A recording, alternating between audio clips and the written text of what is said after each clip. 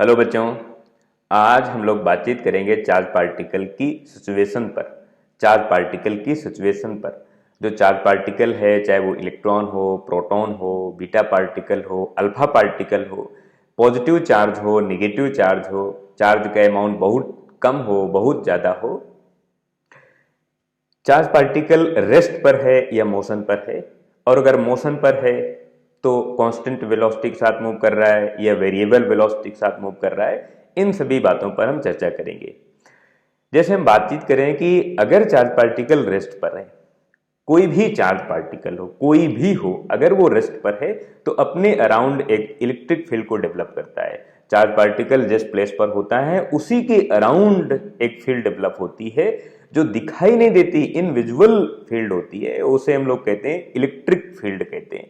ये electric field ठीक उसी तरह से होती है जैसे ग्लो कर रही कैंडल के अराउंड एक लाइट फील्ड होती है, या कोई बल्ब अगर ग्लो कर रहा है तो उसके अराउंड लाइट फील्ड होती है। मैग्नेट के अराउंड मैग्नेटिक फील्ड होती है, किसी मास के अराउंड ग्रेविटेशनल फील्ड होती है। ठीक उसी तरह से चार्ज पार्टिकल के अराउंड इलेक्ट्रिक फील्ड होती है। अभी ये चार्ज पार्टिकल रेस्ट पर है, इसलिए इसकी फील्ड भी रेस्ट पर है, इसकी जो इलेक्ट्रिक फील्ड है वो रेस्ट पर है। और यहां पर जो इलेक्ट्रिक फोर्स होगा, जो कूलाम फोर्स होगा, उसे लिखेंगे Q टाइम्स E।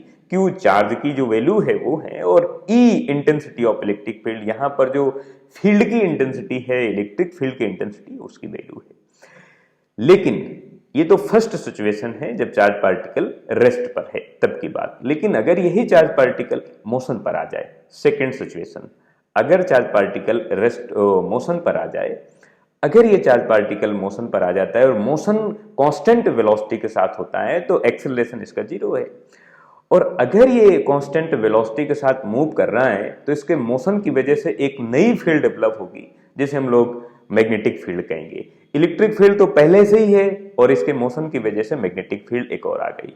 और यहां पर अब दो टाइप्स की फील्ड आ गई, एक तो इलेक्ट्रिक फील्ड, दूसरी मैग्नेटिक फील्ड, और दोनों के कॉम्बिनेशन को हम कहेंगे इलेक्ट्रोमैग्नेटिक फील्ड कहेंगे। और यहां पर इस इलेक्ट्रोमैग्नेटिक फील्ड पर जो फोर्स होगा उसे कहेंगे इलेक्ट्रोमैग्नेटिक फोर्स कहेंगे। लेकिन ध्यान रखना, अभी चार्ज पार्टिकल कांस्टेंट वेलोसिटी के साथ मूव कर रहा है, dv बाई dt की वैल्यू जीरो है, मीन एक्सेलरेशन जीरो है, वेलोसिटी वेरिएबल नहीं है, वेलोसिटी कांस्टेंट है, वेलोसिटी टाइम के रिस्पेक्ट में नहीं चेंज हो रही है, ना वेलोसिटी का मैग्नीट्यूड चेंज हो रहा है और ना ही वेलोसिटी की डायरेक्शन चेंज हो रही है, यानी चार्ज पार्टिकल के मोशन की डायरेक्शन भी नहीं चेंज हो रही है।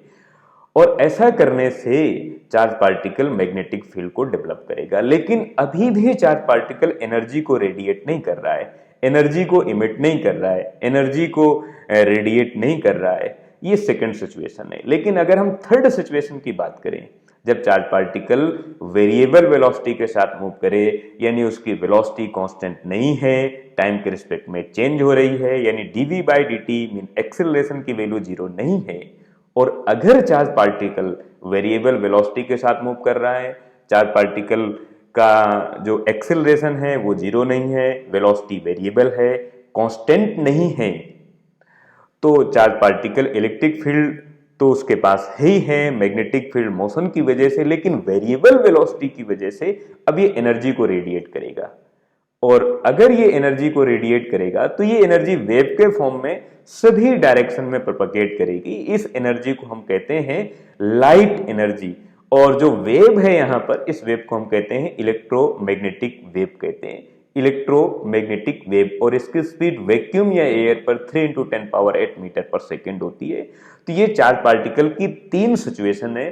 फर्स्ट सिचुएशन तो वो है जिसमें चार्ज पार्टिकल रेस्ट पर है, चार्ज पार्टिकल रेस्ट पर है, और अगर रेस्ट पर है तो केवल और केवल इलेक्ट्रिक फील्ड को ही जनरेट करेगा, और वहां पर केवल इलेक्ट्रिक फोर्स होगा, जैसे Q टाइम्स E हम लोग लिख सकते हैं। Q चार्ज है और E intensity of electric field है। सेकेंड सिचुएशन, सेकेंड सिचुएशन जब चार्ज पार्टिकल मूव करे बट उसकी वेलोसिटी कांस्टेंट हो, टाइम के रिस्पेक्ट में उसकी वेलोसिटी चेंज ना हो, वेलोसिटी वेरिएबल ना हो, यानी dv by dt mean acceleration की वैल्यू अगर जीरो है, तो ये चार्ज पार्टिकल इलेक्ट्रिक फील्ड के साथ साथ मैग्नेटिक फील्ड को भी डेवलप करता है, मैग्नेटिक फील्ड को भी जनरेट करेगा। लेकिन अभी ये एनर्जी को रेडिएट नहीं करेगा क्योंकि इसका एक्सेलरेशन जीरो है।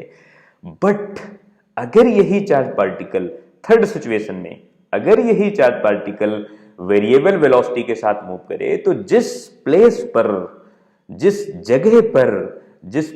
पर ये चार्ज पार्टिकल मूव करेगा वहां पर एनर्जी प्रोपगेट करेगी, एनर्जी को रेडिएट करेगा ये चार्ज पार्टिकल जब ये वेरिएबल वेलोसिटी के साथ मूव करेगा। और अगर इसकी वेलोसिटी टाइम के रेस्पेक्ट में वेरिएबल है, चेंज हो रही है, तो ये एनर्जी को रेडिएट करेगा। ये एनर्जी जो होगी वो सभी डायरेक्शन में प्रोपगेट करेगी वेव के फॉर्म में, और इस वेव को हम कहते हैं इलेक्ट्रोमैग्नेटिक वेव कहते हैं। ये चार्ज पार्टिकल के रेस्ट और मोशन का कंसेप्ट है।